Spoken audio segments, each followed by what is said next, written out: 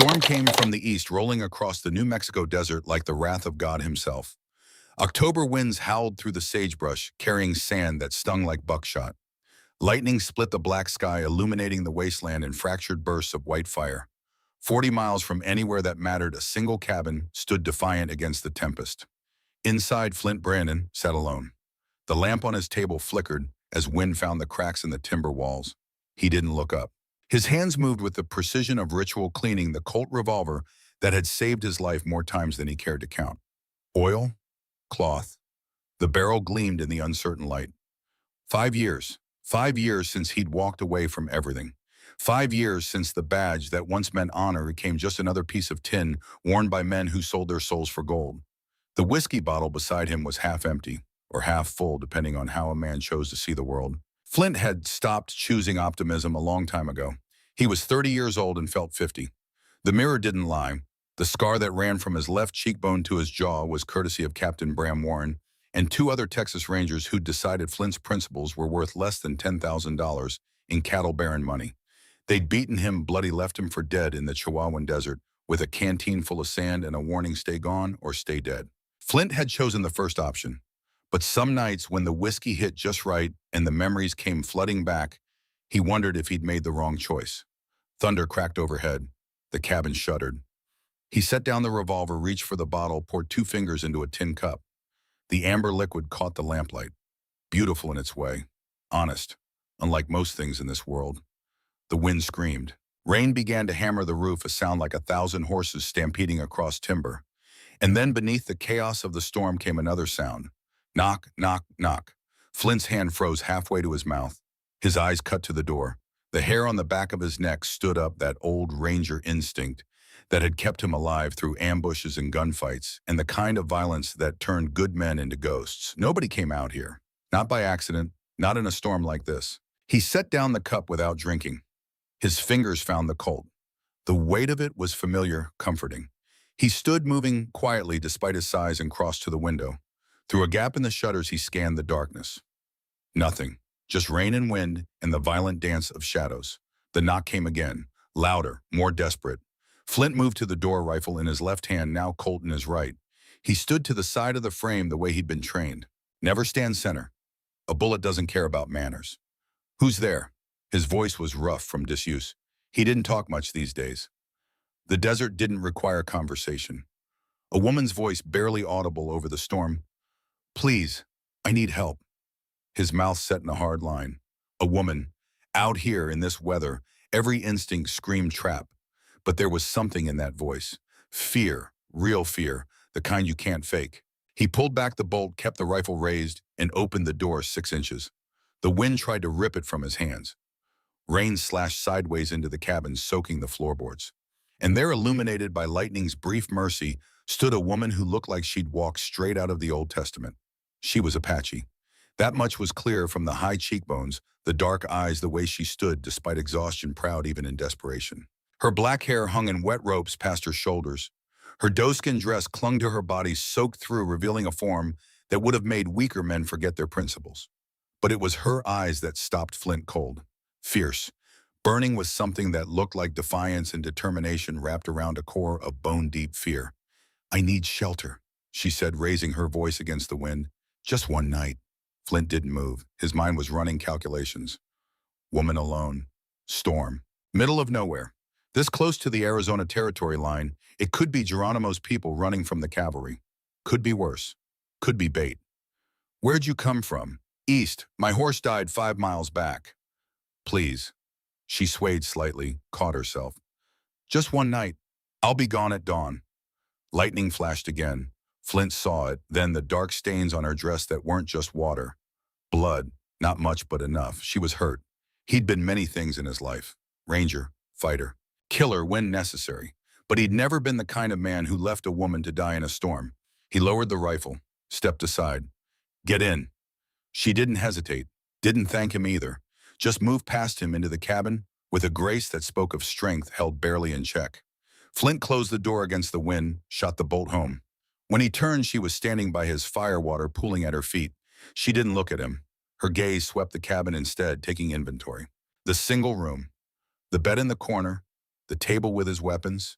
The shelf with supplies. She was measuring escape routes same as he would have done. Smart woman. There's a towel on the chair, Flint said, moving to put the table between them. Not quite trust, not yet. Coffee's still hot. She took the towel, pressed it to her face. When she lowered it, her eyes found his for the first time. You're Flint Brennan. It wasn't a question. Every muscle in Flint's body went rigid. His hand drifted toward the Colt on his hip. How do you know that name? My father told me. She wrapped the towel around her shoulders, still shivering. Joseph Redfeather. He said you were the only lawman in 3 territories who couldn't be bought. He said if I ever needed help, I should find you. Joseph, the name hit Flint like a fist to the sternum. He remembered. 10 years back when he was still green, still believed the badge meant something. A gang of rustlers had been terrorizing the ranches along the Pecos River. Joseph Redfeather Apache Scout had tracked them for Flint. 3 weeks through hell country. The old man had saved Flint's life twice during that hunt. Joseph sent you. Flint's voice softened just a fraction. Where is he? He all right? The woman's face changed. Pain crossed it like a shadow. He's dead, 3 months ago. They killed him for this. She reached into a leather pouch at her waist, pulled out something wrapped in oilcloth. When she unwrapped it, Flint saw a ledger. Old worn, the leather cover stained dark with something that might have been blood. She set it on his table. The movement was deliberate, almost ceremonial. My name is Nolan Redfeather, and that book is the reason my father died. Flint stared at the ledger, didn't touch it. What is it? The truth. Nellen moved closer to the fire, holding her hands out to the warmth. 15 years of truth, every name, every bribe, every murder covered up, every piece of land stolen. My father kept records. He was educated, you see. Mission school. They taught him to read and write, thinking they'd make him civilized. Instead, they gave him a weapon. She turned to face Flint. In the firelight, he could see her beauty more clearly now. Not the soft beauty of drawing rooms and society balls. This was something harder. A knife wrapped in silk. The kind of woman who'd survived things that would have broken lesser souls. He wrote it all down, she continued. Judges who sold verdicts, sheriffs who looked the other way while ranchers murdered Apache for their water rights, Indian agents who stole food meant for the reservations and sold it for profit, rangers who, she stopped, eyes on Flint, who took money to make problems disappear. The words stuck in his throat. Rangers. Yes. He reached for the ledger. His fingers trembled slightly as he opened it. The pages were filled with careful handwriting. English, names, dates, amounts. He flipped through it, scanning, and there on page 17 he found it. Captain Bram Warren, Texas Rangers, August 1881, accepted $10,000 from Jameson Crow to cease investigation into murder of 3 Apache water rights claimants. Conspired with Rangers Miller and Stokes to assault Ranger Flint Brennan when he refused to participate. Left Brennan for dead in desert. The words blurred. Flint's hands clenched on the ledger. 5 years. 5 years he'd thought maybe he'd imagined how deep the corruption went. Maybe it was just Warren, just bad luck, just one rotten apple. But here were 50 more names. 60, 100. Federal agents, territorial judges, town sheriffs, even a U.S. Marshal. All of it documented. All of it damning. Jesus Christ, Flint whispered. My father died to protect that.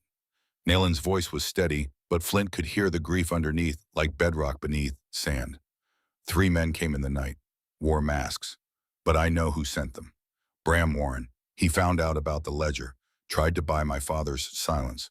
When that didn't work, she didn't finish, didn't need to. Flint closed the book. His mind was racing. Why bring it to me? I'm not a ranger anymore. Haven't been for 5 years. Because my father said you were the only one who chose honor over gold, the only one who couldn't be bought. She moved closer to the table, close enough that Flint could see the flecks of gold in her dark eyes. I need to get this to someone who can use it, someone in authority who's still clean. My father said that was you. Your father was wrong. The words came out harsher than Flint intended. I don't have authority. I don't have anything except this cabin and a past I'm trying to forget.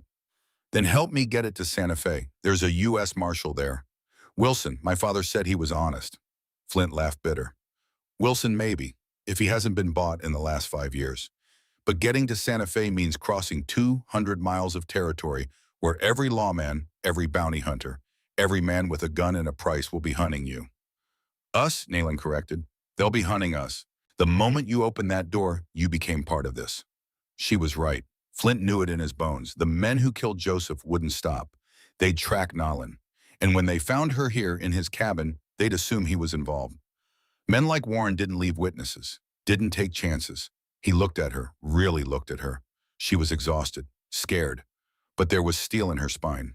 This woman had watched her father die, had run 3 months with killers on her trail, had walked 5 miles through a desert storm, and she was still standing. "One night," Flint said finally. "We'll figure out what to do come morning. But tonight you sleep. I'll keep watch." For the first time, something like relief crossed Naline's face. "Thank you." "Don't thank me yet." Flint poured coffee into a second cup, handed it to her. "This might be the worst decision either of us ever made." She took the coffee, their fingers brushing briefly. Even through the cold of her skin, Flint felt something. A spark. Connection. Dangerous. He pulled his hand back, moved to the bed. "You take this. I'll sleep on the floor." "I can't." "Yes, you can." He grabbed a blanket, tossed it near the fire. "Get some rest. Storm should pass by morning." Nolan hesitated, then nodded. She sat on the bed, still holding the coffee cup. Flint busied himself checking his weapons, reloading the rifle, counting ammunition, anything to avoid looking at her. But he could feel her eyes on him.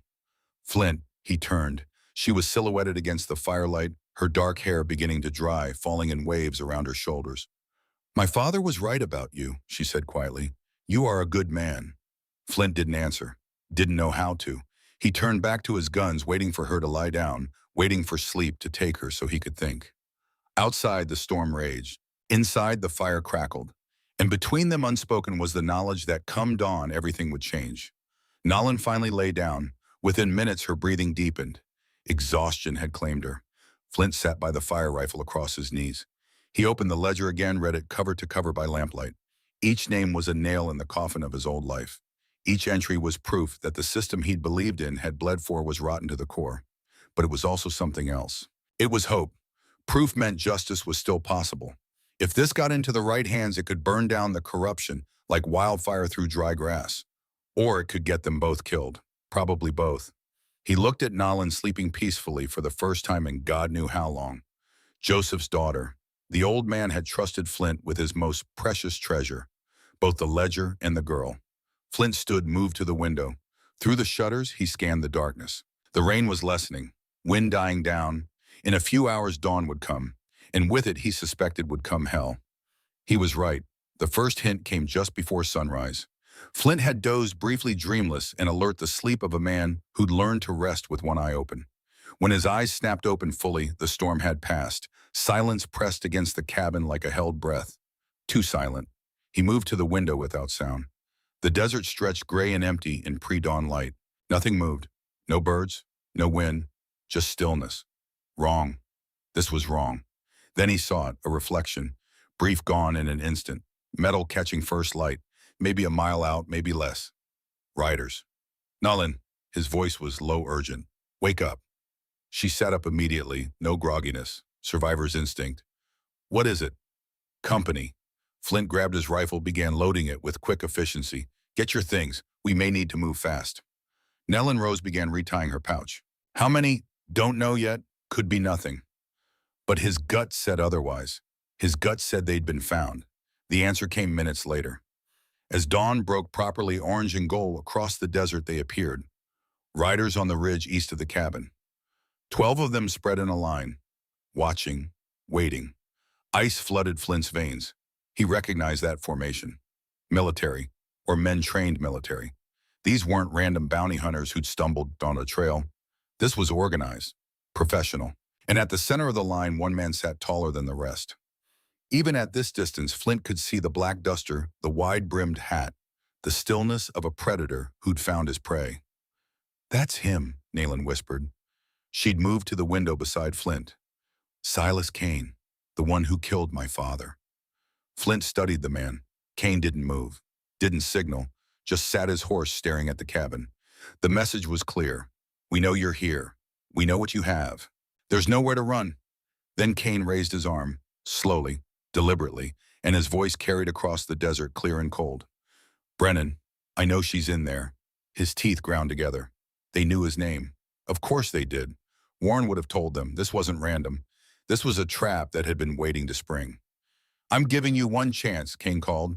Send out the girl and the ledger. Do that, and maybe you live through this morning. Nellen's hand found Flint's arm. Don't. Please. They'll kill me anyway. I know. Flint pulled away, gently moved to load his Colt. How'd they track you here? I don't know. I was careful. She stopped. Realization dawned on her face, ugly and bitter. The horse. When it died, I should have hidden the body. They must have found it, followed my trail from there. 5 miles. She'd walked 5 miles in a storm, thought she'd lost them. But Kane was better than that. Kane was a hunter, and hunters always found their prey. What do we do? Nillen's voice was steady, but Flint heard the fear underneath. He looked at her, at this woman who'd come to his door asking for one night that was about to cost both of them everything. And he made his choice. We fight. He moved to the door, called out, Kane, you're trespassing. Turn around and ride out, or I'll assume you mean harm. Kane's laugh echoed across the desert. Harm Brennan, you're harboring a fugitive. Nayland Redfeather is wanted for murder and theft. I'm here to collect her and restore stolen property. That's a lie, Nayland hissed. Flint nodded. I know.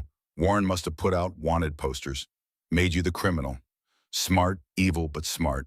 Turn the victim into the villain, and every gun in the territory becomes your army. He called back, I don't see a warrant, Kane, and I don't see a badge. Far as I'm concerned, you're just a hired gun on private land. Have it your way, Brennan. Kane's voice hardened. We gave you a chance. What happens now is on your head. Kane's arm dropped. The riders spurred their horses forward, not charging, advancing. Tactical. 4 split left, 4 split right. 4 came straight. They were going to surround the cabin, cut off any escape. Get away from the windows, Flint ordered. He grabbed the table, flipped it on its side for cover. When the shooting starts, you stay down, understand? Nellen didn't argue. She crouched behind the table, pulled a knife from her belt. Small, sharp, well used. She saw Flint looking. My father taught me, she said. If it comes close, I won't go easy. Flint allowed himself a grim smile. Good. The riders were 50 yards out now. 40. Flint moved to the window, sighted down his rifle. He picked his target. The rider coming straight, third from the left. Young, eager, the kind who'd rush first, die first. 30 yards. Flint's finger rested on the trigger. His breathing slowed. Heart rate dropped. Old training taking over. The world narrowed to target wind distance. 20 yards. One of Kane's men shouted something. Pulled a torch from his saddle. Lit it with a match. They were going to burn him out. Son of a bitch, Flint muttered. 15 yards. The rider with the torch cocked his arm back to throw. Flint fired. The rifle's crack split the morning. The rider with the torch jerked backward, torch falling from his hand. He hit the ground hard. The torch landed in dry brush. Began to smoke. All hell broke loose. Gunfire erupted. Bullets punched through the cabin walls, splinters exploding inward. Flint ducked, chambered another round, came up firing. Caught another rider in the shoulder. The man screamed, dropped his gun. More torches. 2 riders threw them at the cabin. One landed on the roof. Flint heard it hit, heard the crackling as fire found purchase in the old timber. We can't stay here. Nayland shouted over the gunfire. I know. Flint fired again, missed. The riders were circling now, making themselves hard targets. Professional. These weren't cowboys playing at violence. These were killers. Smoke began to fill the cabin. The roof was catching fast. Flames licked at the rafters. Flint made a decision. Back door on 3. He grabbed the ledger from the table, shoved it at Nayland. She took it, shoved it in her pouch. Her eyes met his. No fear now, just determination. 1, Flint fired twice more. 2. He grabbed his Colt in his left-hand, rifle in his right. 3. They ran. Flint kicked open the back door. 3 riders had circled around waiting. Flint didn't hesitate. He brought up both guns, fired left and right. The rifle shot caught one rider in the chest. The Colt got another in the leg. The third rider's horse spooked through him. Go! Flint pushed Nayland toward the trees. Run. She ran, fast, like a deer. Flint followed, turning to fire behind him. Riders were coming around the cabin now. Kane in the lead, that black duster flapping like crow wings. Bullets whined past Flint's head. One tugged at his shirt, another kicked up dirt at his feet. He ran harder, reloading the rifle on the move muscle memory from 1,000 drills. Nayland reached the trees, disappeared into the scrub pine and juniper. Flint was 10 yards behind. 5. A bullet found him, not a killing shot. The round had grazed his left shoulder, tearing cloth and skin. Pain bloomed hot and sharp. Flint stumbled, caught himself. kept running. He crashed into the trees. Ahead, he could hear Nayland moving through the brush. He followed the sound branches whipping his face. Behind them, Kane's voice. After them, don't let them reach the canyon. Footsteps. Close. Too close. Flint spun, brought up his rifle. A rider burst through the trees. Flint fired point blank. The man's face disappeared in a spray of red. His horse reared, screaming. No time to think. Flint grabbed the reins, pulled himself into the saddle. The horse was wild with fear and gunfire, but Flint had ridden worse. He spurred it forward, crashed through the brush. Nolan? Here. She stepped out from behind a boulder. Flint pulled the horse up, reached down. She grabbed his hand, his wounded arm. Pain shot through him, but he gritted his teeth, hauled her up behind him. Her arms wrapped around his waist. Go! Flint kicked the horse. It leaped forward, found a game trail, followed it downslope. Behind them, more gunfire, bullets clipping branches. But the trees were thick here, providing cover. They rode hard. Minutes passed. The trees began to thin. Ahead, Flint saw it. The canyon, a narrow cut in the earth 50 feet deep, carved by ancient water. If they could reach it, they could lose the riders in the maze of gullies and ravines. But between them and the canyon was open ground, 100 yards of nothing but scrub and cactus. Hold on, Flint warned. They burst from the trees. The horse's hooves drummed on hardpan. Flint leaned forward. Nolan pressed against his back. Wind tore at them. The sun was fully up now, brutal and bright. Riders emerged from the trees behind them. Kane in the lead. 6 more with him. The others dead or too injured to continue. But 6 was enough. 70 yards to the canyon. Gunfire. A bullet whined past Flint's ear. Another struck rocks, sent fragments spinning. 50 yards. The horse was tiring. They'd pushed it too hard. Its breath came in ragged gasps. 30 yards. Another bullet. This one struck the horse. The animal screamed, went down hard. Flint kicked free, pulled Nayland with him. They hit the ground, rolling, came up running.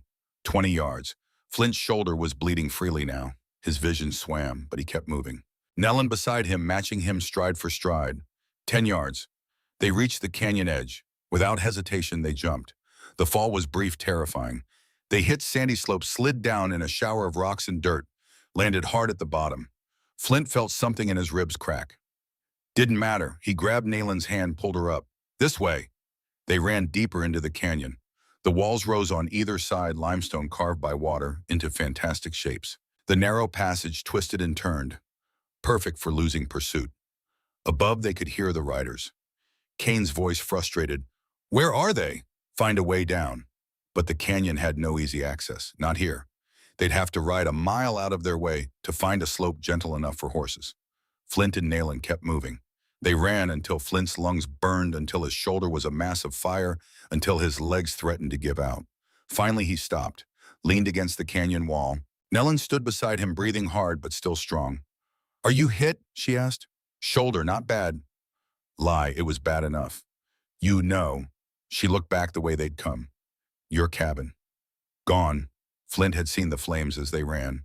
Everything he owned burning. 5 years of solitude. Of peace gone in one night. Doesn't matter. I'm sorry. Don't be. He met her eyes. I made my choice. I don't regret it. She searched his face. Whatever she saw there seemed to satisfy her. She nodded. They rested for a few minutes. Flint used the time to check his weapons. The rifle was gone, lost in the fall, but he still had his Colt, still had ammunition, still had options. We need to keep moving, he said. Kane won't give up. He'll track us. Where do we go? Good question. Santa Fe was 200 miles northeast, but between here and there was every lawman, every bounty hunter, every man who'd take Warren's money to bring in Nayland Redfeather, dead or alive. But Flint remembered something. A place, a man. There's a church, he said, about 10 miles from here, run by an old preacher, Ezekiel Boone. He used to be a marshal, before he found God. If anyone can help us, it's him. Can we trust him? I don't know. Honest? But we don't have many options. Nolan considered this, nodded. Then we go to him. They started walking. The canyon twisted and turned, sometimes widening into small valleys, sometimes narrowing to barely shoulder width. The sun climbed higher. Heat began to build. Flint's shoulder throbbed. Each step sent pain radiating through his arm, but he kept moving. Had to. Stop meant death. Hours passed. The landscape began to change. The canyon walls lowered. Trees appeared. Cottonwoods, their leaves golden in the autumn light. And finally, as the sun reached its zenith, they saw it. A small wooden church standing alone in a clearing. Simple, honest, a cross rising from the steeple. There, Flint said. They approached cautiously. Flint's hand rested on his Colt, but nothing moved. No sound except wind in the trees. Then the church door opened. A man stepped out. Tall, lean, gray-haired. He wore simple clothes, no collar. But his eyes were sharp, watchful. The eyes of a man who'd seen violence and learned from it. Ezekiel Boone. He looked at Flint, at Nolan, at the blood-soaking Flint's shirt. His weathered face showed no surprise, just sadness, as if he'd known this moment was coming. Flint Brennan, he said quietly. Been 5 years. I wondered if you were still alive. Barely. Flint swayed slightly. The blood loss was catching up. Ezekiel, we need help. Ezekiel's gaze moved to Nayland. And who's this Nayland Redfeather? Joseph's daughter. Recognition flashed in Ezekiel's eyes. Pain too. Joseph, I heard. I'm sorry, child. You knew my father. Nayland's voice caught. I did. Good man. Honest man. Ezekiel stepped aside, gestured to the church. Come inside. Both of you. We'll talk. They entered. The church interior was simple. Wooden pews, a plain altar, candles burning, the smell of cedar and sanctity. Ezekiel closed the door, locked it, then he turned to Flint. Let me see that shoulder. Flint sat. Ezekiel examined the wound with practiced hands. Bullet went through. Clean. You're lucky. Don't feel lucky. You're alive. That's lucky enough. Ezekiel began cleaning the wound. What happened? Flint told him. All of it. The storm. Nayland's arrival. The ledger. Cain's attack. Everything. When he finished, Ezekiel was silent for a long time. His hands had stopped moving. He stared at nothing, lost in thought. Finally, the ledger. May I see it? Nayland hesitated, then pulled it from her pouch, handed it over. Ezekiel took it reverently, opened it, read. His weathered hands trembled as he turned pages. Names he recognized, friends from decades past, good men who'd sold out. Joseph, he whispered. You documented all of it, every betrayal. He looked at Nayland. Your father was a brave man, and they killed him for this truth. Yes, and now they'll kill you too. If you don't get it to someone who can use it. He closed the ledger. Santa Fe, Marshall Wilson. He's the only one I know who's still clean. That's what I said, Flint confirmed. Ezekiel nodded slowly. Then I'll help you get there, but not today. Today you rest, tomorrow we plan. He stood, moved to a cabinet, pulled out blankets. There's a room in back, small but safe. You'll sleep there. I'll keep watch. Ezekiel, Flint started. No arguments, son. You're bleeding and exhausted. The girl's dead on her feet. You push yourselves any further, you'll die before you reach Santa Fe. Rest. That's an order. Coming from anyone else, Flint would have argued, but Ezekiel had been a marshal for 20 years. He'd fought Comanche bandits and every kind of evil the frontier could produce. If he said rest, you rested. Thank you, Nayland said softly. Ezekiel smiled at her. Kind, fatherly. Your daddy would have wanted me to help, and more than that, it's the right thing to do. Now go. Sleep. I'll wake you if trouble comes. They went to the back room. It was as Ezekiel had said, small, just a cot and a chair, but it felt like a palace after the violence of the morning. Nolan sat on the cot. Flint took the chair. They sat in silence for a moment. Then Nolan spoke. You could have let Cain take me. Saved yourself. No, Flint said. I couldn't. Why not? He looked at her, at this woman who'd walked into his life less than 12 hours ago and turned everything upside down. Because your father trusted me. Because that ledger is proof that justice still matters. And because, he trailed off. Because, she prompted. Because you deserve better than what this world's tried to give you. Their eyes met, held. Something passed between them. Recognition, understanding. The beginning of something neither of them had words for yet. Nolan broke the gaze first. Lay down on the cot. Thank you, Flint. Get some sleep. She closed her eyes. Within minutes, her breathing deepened. Sleep claimed her. Flint sat in the chair, watching over her. His shoulder ached. His body was battered. His cabin was ash. His peaceful life was over, but looking at Nayland, at the woman who'd asked for one night and brought a war to his door, Flint found he didn't regret a single choice he'd made. One night. That's all she'd asked for. But Flint suspected that before this was over, one night would become many, would become a journey, would become something that might just redeem them both, or kill them. Outside, the sun began its descent. And somewhere out there, Silas Kane was hunting, planning, preparing to finish what he'd started. The storm had passed, but the real tempest was only just beginning. Dawn came cold and unforgiving. Flint woke to the sound of horses. His hand found the Colt before his eyes opened muscle memory from years of sleeping light in dangerous country. He sat up in the chair, every muscle screaming protest. His shoulder was a knot of fire where the bullet had grazed him. Nellen was already awake, standing at the small window. She'd heard the horses too. 3 riders, she whispered, coming from the south. Flint moved to her side, looked out. The morning light was gray and uncertain, but he could see them clearly enough. 3 men on horseback moving at a steady walk. Not rushing, not hiding. Confident, too confident. That's not Kane, Nalen said. No, but they're looking for something. Flint watched them approach the church. Or someone. A knock on the door, not the main church entrance, the back room door. Ezekiel's voice low and urgent. Flint, we have visitors. Flint opened the door. Ezekiel stood there, his lined face grave. They're asking about a woman. Apache. Said she's wanted for murder. Offered me $50 for information. What did you tell them? Nothing yet, but they're not leaving until they search the church. Ezekiel's jaw set firm. I can refuse. Claim sanctuary, but that'll just make them suspicious. Flint's mind raced. How many? 3, but they're nervous. Keep looking over their shoulders. I think they're more scared of Kane than they are interested in the reward. Smart men. Flint checked his Colt. 5 rounds. He had maybe 20 more in his belt. Not enough for a prolonged fight. Can we slip out the back? They've got the church surrounded, 1 man watching each approach. Ezekiel pulled a small revolver from his belt. I don't want violence in this house of God, but I won't let them take you. Then we talk our way out. Flint turned to Nalen. Hide the ledger, under the floorboards behind the altar, anywhere they won't look. She nodded, moved quickly. Ezekiel led Flint to the main room of the church. Through the windows, Flint could see the 3 men. Townsmen by their look. Not professional guns, just ordinary men chasing extraordinary money. The leader knocked again. Harder. Reverend Boone, we know you're in there. Open up. Ezekiel opened the door, stood in the frame blocking entry. Gentlemen, it's early for visitors. The leader was a thick man with a beard going gray. He wore a shopkeeper's apron under his coat. Behind him stood 2 younger men, probably his sons. All 3 carried rifles. All 3 looked like they'd never shot a man in their lives. Reverend, we don't want trouble, the bearded man said. But there's a woman, Indian woman, killed a rancher up in Arizona, stole his property. There's a reward, $10,000. You seen anyone like that? I've seen many souls in need of salvation, Ezekiel said calmly. None of them murderers, far as I know. We got word she was headed this way. On foot. She'd be desperate.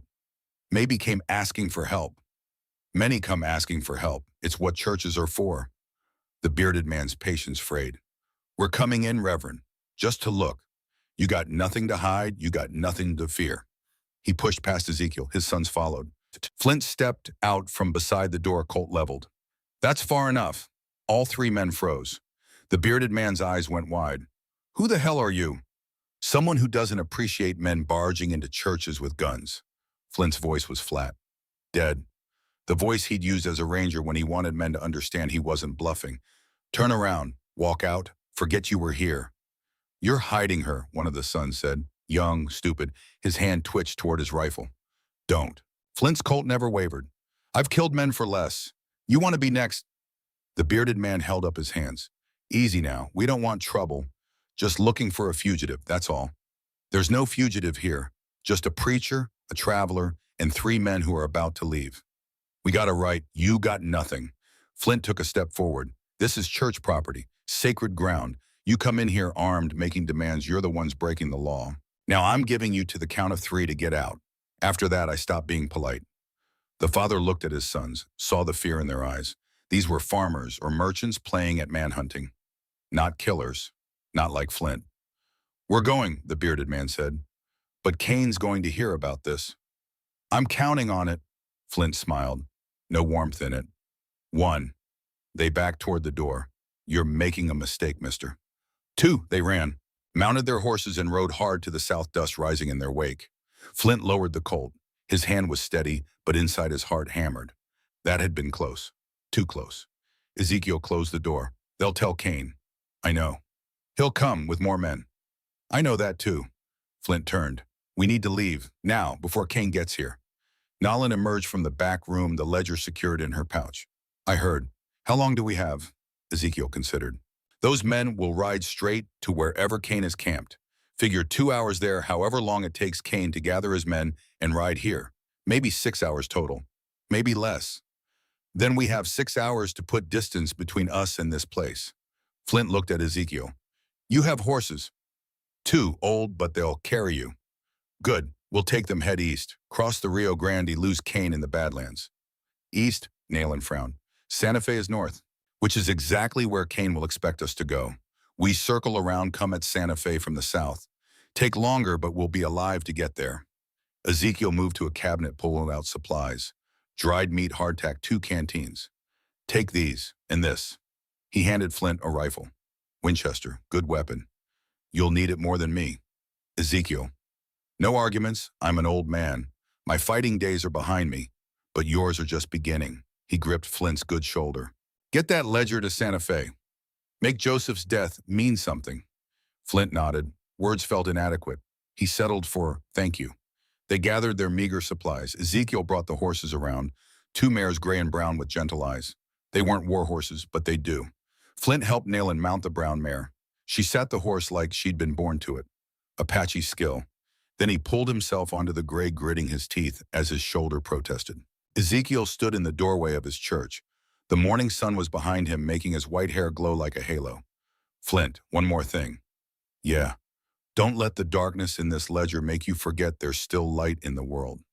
Still good people. Still hope. Flint looked at the old preacher, at the man who'd given up the gun for the cross, traded violence for peace. I'll try. That's all any of us can do. They rode east. The land opened before them, vast and unforgiving. Behind them, the church grew smaller until it was just a white speck against the brown earth. Then it disappeared entirely. They rode hard for 3 hours. The sun climbed higher, heat building despite the autumn season. The desert didn't care what month it was always ready to kill you. Around midday, they stopped to rest the horses. A small outcropping of rock provided shade. Flint dismounted, every movement agony. The wound in his shoulder had reopened during the ride. Fresh blood stained his shirt. Nayland saw it.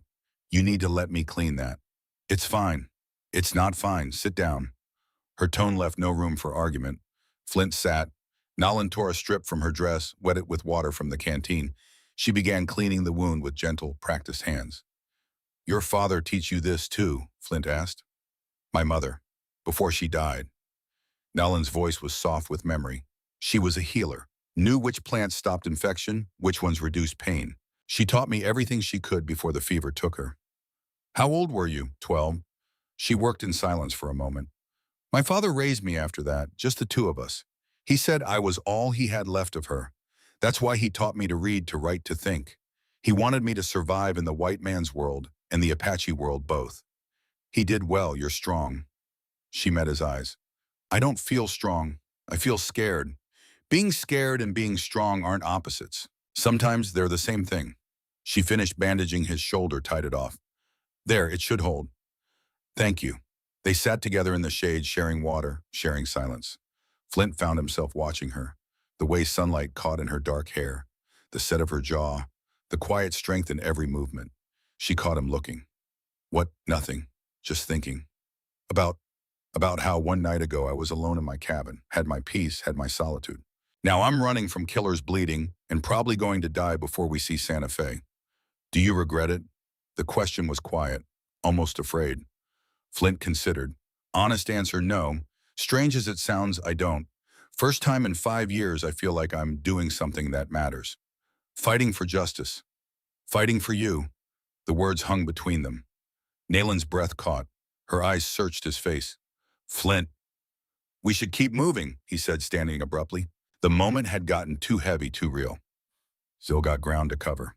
They rode on. The land began to change. The desert gave way to scrubland, then to rolling hills covered in juniper and pinyon. In the distance, a silver line marked the Rio Grande. By late afternoon, they reached the river. It flowed wide and fast, swollen from autumn rains in the mountains. The crossing would be dangerous. Flint studied the water. There's a ford about a mile south, shallow water, easier crossing. That'll take us closer to Kane's last known position. I know, but trying to swim the horses across here could drown us both. They turned south following the riverbank. The sound of rushing water filled the air. Birds called from the cottonwoods. It was almost peaceful. That's when the gunshot came. The bullet struck Rock inches from Flint's head. He reacted on instinct, threw himself from the saddle, pulling Nolan down with him. They hit the ground, hard rolled behind a boulder. More gunshots. 6 riders burst from the trees along the riverbank. Kane's men. They'd been waiting. Somehow they'd known. Go! Flint shoved Nayland toward the river. Cross here, don't wait for me. I'm not leaving you. That wasn't a request. He brought up his Winchester, fired. 1 rider went down, 5 left. Nolan hesitated 1 heartbeat, then she ran, straight into the river. The water hit her waist deep, the current strong. She fought it, pushed forward. Flint provided cover fire. 2 shots, 3. Another rider fell, but they were closing. 20 yards, 15. Flint ran, hit the water. The cold shocked his system, made his wounded shoulder scream. The current grabbed him, tried to pull him under. He fought it, keeping the rifle above water, his boots finding purchase on slippery rocks. Bullets churned the water around him. 1 tugged at his coat. Another sparked off a rock by his head. Ahead, Nellen had made it halfway across. The water was deeper here, up to her chest. She was struggling. Flint pushed harder, his legs burned, his lungs burned. Everything was fire and cold water, and the certain knowledge that 1 bullet was going to find him. Then he was beside Nolan. Keep going. I can't, current's too strong. Flint grabbed her hand. Together. We go together. They pushed forward. The river fought them with every step. Behind them, the riders had reached the bank. They were dismounting, taking aim. Better shots on foot. Gunfire erupted, heavier, louder, but not from behind, from ahead. Flint looked up. On the far bank, 3 men with rifles. They were firing at Kane's men, providing cover. Who? Nayland started. Don't know. Don't care. Move. They surged forward. The water began to shallow. 3 feet, 2 feet. Then they were stumbling onto the far bank, soaked and gasping. The 3 men lowered their rifles. The leader stepped forward. He was tall, weathered, with a U.S. Marshal's badge on his vest. Flint Brennan, he asked. Flint nodded, too winded to speak. Marshal Davis Wilson, I've been looking for you. Behind them across the river, Kane's men were retreating, outgunned, outmaneuvered. But they'd be back. Kane didn't give up. Wilson gestured to his men. Get them warm. We need to talk. 10 minutes later, Flint and Nayland sat by a fire wrapped in blankets. Wilson's deputies kept watch while Wilson himself crouched beside them. How did you know we'd be here? Flint asked. I didn't, but I got word from Reverend Boone. He sent a rider soon as you left. Said you'd be heading this way, probably crossing at the South Ford. I took a gamble. Ezekiel sent you. Not just me. He sent word to Santa Fe, too, to the territorial governor, about the ledger. Wilson's eyes were sharp. Is it true you have proof of the corruption? Nolan pulled the ledger from her pouch, water-stained but intact. She handed it to Wilson. He opened it. His finger traced down columns. Professional assessment. Counting names like counting enemies. Half the lawmen in 3 territories, he said quietly. Strategic mind calculating the pardon. He looked at Nayland. Miss Redfeather, your father was a hero, and this changes everything. He looked at Flint. But it also makes you both targets. Every man in this book will want you dead. We know. That's why we need to get to Santa Fe. Get it to the governor or a judge or someone who can use it. The governor's in Denver right now, won't be back for 2 weeks. Wilson thought for a moment. But there's a federal judge in Las Cruces, Judge Harrison. He's clean. I'd stake my life on it. We get the ledger to him, he can issue warrants, start investigations. Las Cruces is what, 30 miles south? About that, 2 days' ride if we push. Wilson stood. But Kane knows you're headed north to Santa Fe. He won't expect a southern route. Unless he has men in Las Cruces too. He might, but that's a risk we'll have to take. Wilson offered his hand to Flint. What do you say? Trust a marshal one more time. Flint studied Wilson's face. Saw honesty there. Integrity. The kind of man Flint had once aspired to be. He took the offered hand. Let's do it. They rode through the afternoon and into evening. Wilson's deputies were good men, alert and professional. They kept a perimeter watch for pursuit, but the land remained quiet. As sunset painted the sky in shades of orange and red, they made camp in a small canyon. Wilson's men built a fire, cooked beans and bacon. The smell was intoxicating after a day of running and fear. Nayland sat beside Flint close enough that their shoulders touched. Neither moved away. You think we'll make it? She asked quietly. I don't know, but we've made it this far. Because of you. Because of both of us. He looked at her. In the firelight, she was beautiful. Not just physically, something deeper. Something that called to the broken parts of him and whispered that maybe they could be whole again. Flint, she stopped. Started again. When this is over, if we survive, what will you do? Haven't thought that far ahead. Think about it now. He did. Saw his cabin burning. Saw his old life turning to ash. Saw the possibility of something new. Something better. Maybe I'll stay in Santa Fe, he said slowly. See if Wilson needs a deputy. Get back to doing what I'm good at. Fighting for justice. Something like that. He paused. What about you? My father always wanted me to teach. Said education was the only way our people would survive the changing world. Maybe I could do that, open a school on the reservation. Teach Apache children to read and write. You'd be good at that. You think so? I know so. He wanted to say more. Wanted to tell her that he saw a future where maybe they could both build something new. Together. But the words stuck in his throat. Too much, too soon. Wilson approached, coffee pot in hand. Mind if I join you? They made room. Wilson poured coffee, handed them each a cup. I've been thinking about the ledger, about what happens when it goes public. Trials, Flint said. Arrests, justice. Maybe, or maybe chaos. Wilson stared into the fire. You expose 50 corrupt lawmen, that's 50 towns without law. You arrest judges, that's courts that can't function. I'm not saying don't do it. I'm saying be ready for what comes after. You think we shouldn't? No, I think you should. But I also think you need to understand the cause. This ledger doesn't just destroy bad men, it destroys faith in the system. And rebuilding that faith, that takes time. Takes good people willing to step up. Flint understood what Wilson was really saying. This wasn't just about exposing corruption. It was about being willing to help rebuild what came after. We'll cross that bridge when we come to it, Flint said. Wilson nodded. Fair enough, get some sleep. We leave at first light. He walked away. Nayland finished her coffee, set down the cup. He's right, you know, about what comes after. I know. Are you ready for that? Flint looked at her, at this woman who'd brought a storm into his life and refused to let him hide from it. With you, yeah, I think I am. She smiled, small but genuine, the first real smile he'd seen from her. It transformed her face, made her look younger, less burdened. Good, she said, because I'm not doing this alone. That night, Flint slept better than he had in years. Not because he was safe. They weren't. Not because the danger had passed. It hadn't. But because for the first time since he'd lost his badge, since he'd been beaten and left for dead, since he'd given up on everything he believed in, Flint felt like he was fighting for something that mattered. And he wasn't fighting alone. Morning came too soon. They broke camp before sunrise, rode hard through the gray dawn.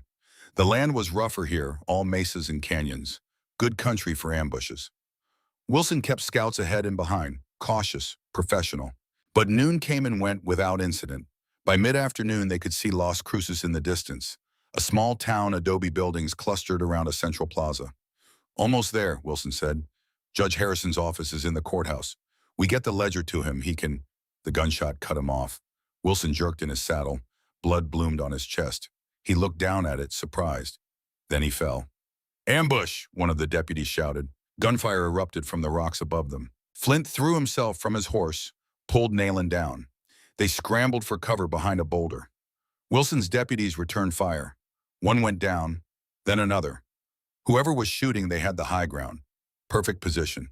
Flint risked a look, saw muzzle flashes from 3 different positions, at least 6 guns, maybe more. Wilson, he called. The marshal was still moving, crawling toward cover, one hand pressed to his chest. Blood seeped between his fingers. One of his deputies reached him, dragged him behind a rock. We're pinned, the deputy shouted. Can't advance. Flint's mind raced. They couldn't stay here. Couldn't retreat. Had to break the ambush. He looked at Nayland. I need you to do something. What? Take the ledger. When I start shooting, you run. Straight down the canyon. Don't stop. Get to Las Cruces. Find Judge Harrison. I'm not leaving you. Yes, you are. He grabbed her shoulders. That ledger is what matters. Not me. Not Wilson. That. You get it to the judge. All of this means something. You understand? She was crying. When had she started crying? Flint, please. I'll be right behind you, I promise. He kissed her. Hard. Fast. Tasting salt and gunpowder and fear. Now go. He stood broad up the Winchester and started firing. Methodical, controlled, laying down covering fire. Nayland ran. Flint saw her sprint down the canyon, saw the shooters turn their guns toward her. He adjusted his aim and shot the nearest one. The man fell. "Cover her," Flint yelled to Wilson's remaining deputy.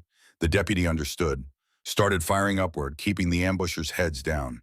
Nolan was 50 yards away, 70, 100. Then she was around the bend. Gone. Safe. Flint dropped behind cover. Bullets chewed the rock around him. He reloaded, fired again. One more ambusher down. But there were still 4 left, and he was almost out of ammunition. The deputy beside Wilson fell, shot in the head, dead before he hit the ground. Just Flint and the wounded marshal now. "Brennan," Wilson's voice was weak. "Get out of here. Not without you. I'm done. Bullets in my lung. I can feel it." Wilson coughed, blood on his lips. "But you can still make it." "Oh." "No," a voice from above, familiar, cold. "Brennan, I know you're down there." Silas Kane. "You've run far enough," Kane called. "The girl's gone, but I still have you. And you're going to tell me where she went, or I'll make your death last days." Flint checked his ammunition. 3 bullets left in the Winchester, 5 in the Colt. Not enough, but maybe enough to take Kane with him. He looked at Wilson. The marshal was fading fast, but his eyes were clear, determined. "Make it count," Wilson whispered. "Whatever you do, make it count." Flint nodded, grabbed the marshal's rifle, extra ammunition. Then he stood. "Kane," he shouted. "You want me? Come get me." He ran, not away from the ambush, toward it, straight up the rocks, firing as he went. Bullets whined past him. One struck his leg. Pain exploded, but he kept moving, climbing, shooting. He reached the first position. 2 men, he shot them both. Kept moving. The second position. 1 man. Flint's Winchester clicked empty. He dropped it, pulled his Colt, shot the man in the chest. Then he was at the top. And there, standing among the rocks, was Silas Kane. The bounty hunter looked almost disappointed. "Brennan, you could have run, could have saved yourself." "Not my style." Flint's Colt was aimed at Kane's chest. Kane's gun aimed at Flint's head. Mexican standoff. "The girl's got the ledger," Kane said. "She'll make it to Las Cruces. Give it to the judge. All this for nothing." "Not nothing. She'll live. That's something." Kane smiled. "Cold. Dead. You love her. I can see it. Does she love you?" "Doesn't matter." "It does. Because you're going to die knowing you'll never find out." "Maybe, but you're dying too." They both fired. Flint felt the bullet punch through his chest, felt his legs give out. He fell backward, tumbling down the rocks. His last thought before the darkness took him was simple: "I kept my promise. She's safe." Pain. That was the first thing Flint knew. Not the white, sharp pain of the bullet. Something deeper, duller. The pain of a body trying desperately to stay alive. Then sound. Voices, distant, echoing like he was underwater. He's still breathing. Barely, lost a lot of blood. "Get him inside, quickly." Hands, lifting him. Every movement a fresh agony. Flint tried to open his eyes, couldn't. The darkness held him tight. Time became meaningless. There were moments of half-consciousness. Faces swimming above him, cool water on his lips, the smell of antiseptic and blood. Pain that came in waves, drowning him, then receding just enough to let him breathe. And through it all, a voice, her voice. "Don't you die on me, Flint Brennan. Don't you dare." Nayland. She was alive. The ledger was safe. That knowledge let him sink back into darkness without fear. When Flint finally woke fully, truly, the sun was streaming through a window. He was in a bed, clean sheets, white walls, the smell of medicine. He tried to sit up. His chest exploded in protest. He gasped, fell back. Easy. Nayland was there beside the bed, her hand on his shoulder, gentle but firm. "The doctor said you are not to move. The bullet went through your chest, missed your heart by 2 inches. You've been unconscious for 3 days. 3 days, Flint's voice came out as a croak. "Kane, dead. You shot him through the throat. He died on those rocks." Her eyes were red-rimmed. From crying or lack of sleep, Flint couldn't tell. "Marshal Wilson died too, and both his deputies. You were the only one who survived." The weight of that hit Flint hard. Good men. Dead. Because of him. Because of the ledger. Was it worth it? His voice was bitter. 3 men dead. For a book. Yes, Nayland's voice was steel. Don't you dare dishonor their sacrifice by doubting it. Wilson knew what he was fighting for. So did his men. They died so the truth could live. The ledger. Judge Harrison has it. He's already issued 20 warrants. U.S. Marshals are riding out today to make arrests. Territorial governor cut his trip short, coming back to oversee everything. She squeezed his hand. It's happening, Flint. Justice is happening. Flint closed his eyes, felt tears leak from the corners. Relief, grief, a tangled mess of emotions he didn't have words for. I thought I'd lost you, Nayland whispered, when they brought you in so much blood. I promised I'd be right behind you. You're a terrible liar. But she was smiling through tears. 3 days late doesn't count as right behind. I'll work on my timing. She laughed, soft, beautiful. Then she leaned down and kissed him. Gentle, careful of his injuries. But there was promise in that kiss. Future. When she pulled back, Flint saw it in her eyes. Everything he'd been too scared to hope for. Nayland, shh, rest. We'll talk when you're stronger. She started to pull away. Flint caught her hand. I love you. The words surprised him as much as her. He hadn't meant to say them, hadn't planned it, but lying in that bed, having come so close to death, Flint found he couldn't keep them in anymore. Nayland's breath caught. Her eyes searched his face. You don't have to. I know, but I wanted to, needed to. His grip on her hand tightened.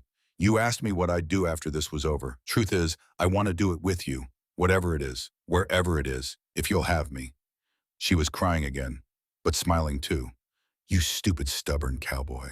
Of course I'll have you. She kissed him again.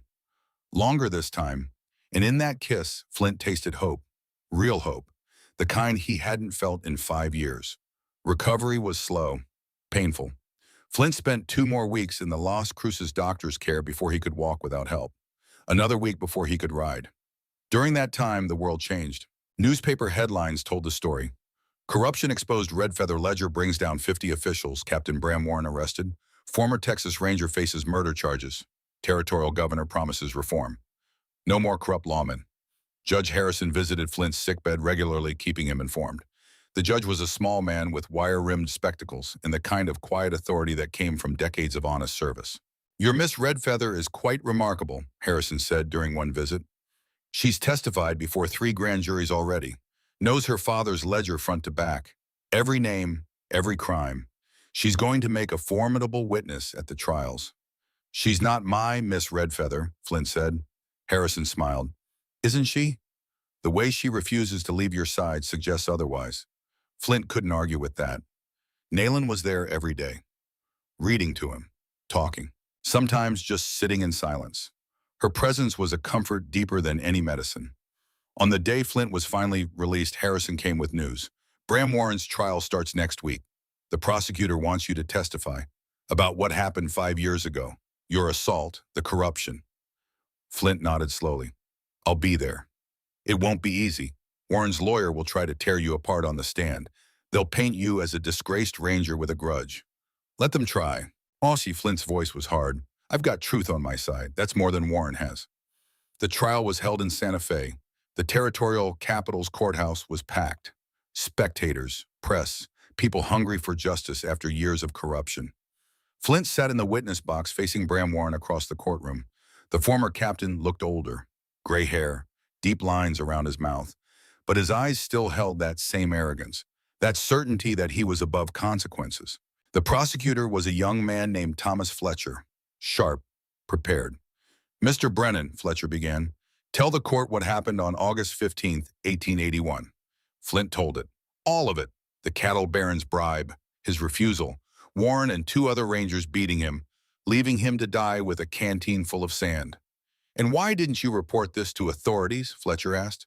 Because Warren was the authority, him and men like him. Who was I going to tell the sheriff he'd bought the judge on his payroll? The system was rotten. Reporting it would have just gotten me killed. Warren's lawyer objected. Speculation. The witness has no proof. I have proof now. Flint gestured to where Nayland sat in the gallery, the ledger on her lap. Joseph Red Feather documented everything, including what Warren did to me. The trial lasted 3 days. Fletcher was methodical, building his case piece by piece, witness after witness, document after document. On the 3rd day, they called Nayland. She took the stand with her head high, proud, unafraid. She told the story of her father, of his 15 years documenting corruption, of his murder. Warren's lawyer tried to rattle her. Miss Redfeather, isn't it true your father was compensated by various officials for his services? My father accepted nothing. Her voice cut like a blade. He documented crimes because it was right, because someone had to. And he died for it, while men like Captain Warren got rich selling justice. The jury deliberated for 2 hours, guilty on all counts. Warren's face went white when the verdict was read. He looked at Flint. For just a moment, the arrogance cracked. Fear showed through. 25 years hard labor, the judge pronounced. May God have mercy on your soul, Captain Warren. This court has none. Outside the courthouse, Flint and Nayland stood in the autumn sunshine. Around them, people celebrated. Justice finally after so long. One down, Nolan said. 49 to go. You don't have to testify at all of them.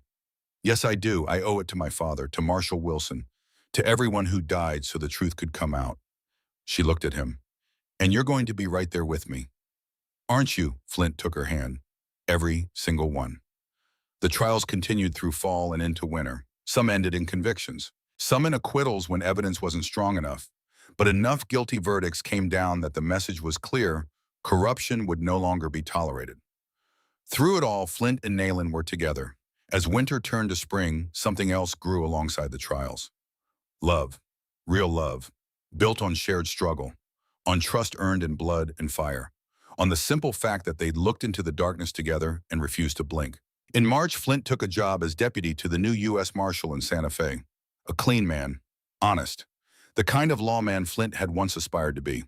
In April, Nolan began organizing funds to build a school on the Apache reservation. The Red Feather School, she wanted to call it. A place where Apache children could learn to read and write just as her father had taught her.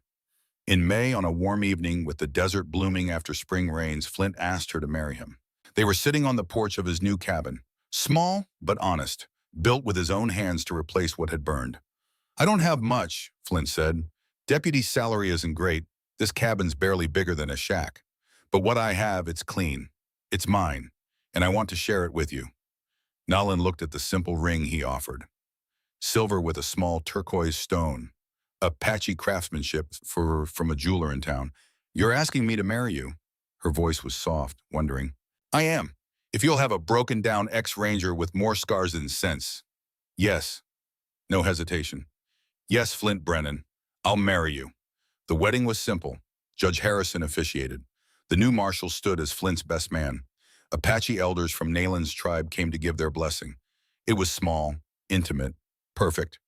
Governor Pike himself attended, a gesture of respect for what Flint and Nayland had done.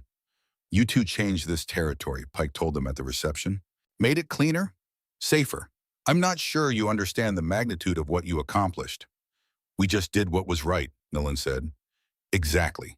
And that's rarer than you think. Pike raised his glass. To Flint and Nolan Brennan.